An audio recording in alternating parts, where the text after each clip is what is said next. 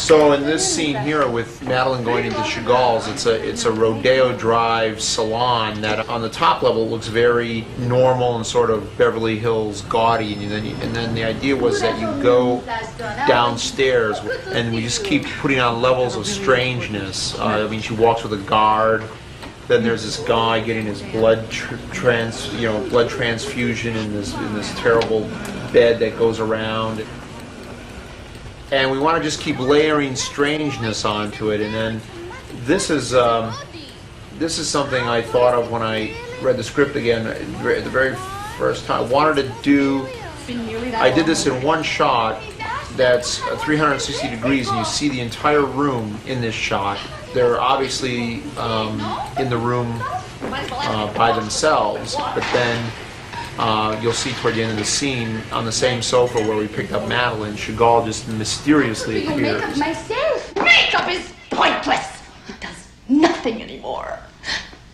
Are you listening to me? Do you even care? You just stand there with your 22-year-old skin and your tits like rocks and laughing. This is something that might be too hard for in the first viewing for the audience to grasp, because the scene is so loud and there's so much.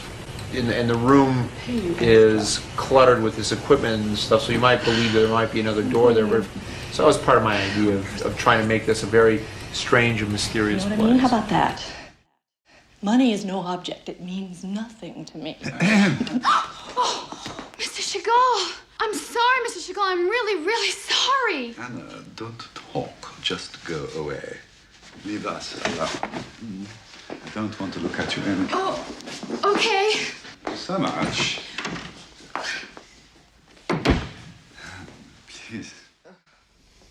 When you have got writing that is so good and you've got actors that are so good, that to impose editing by just the virtue of how you would set up a scene, like say if you set it up to be over the shoulders, you would have to edit to do the scene, and so then you're imposing an element that doesn't necessarily have to be there. So I wanted to design shots that wouldn't have to be edited if they didn't need to be. No object. That was no joke. I see.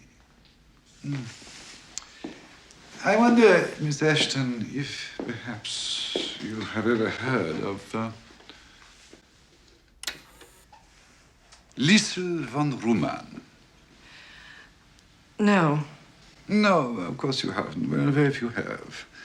Only a select group. She may be able to help you. Here is her address. She accepts callers day or night. It is a very, very select group, you understand? Sure. I'm glad this happened, Miss Ashton. We shall be seeing more of you, I think. Yes, I think so.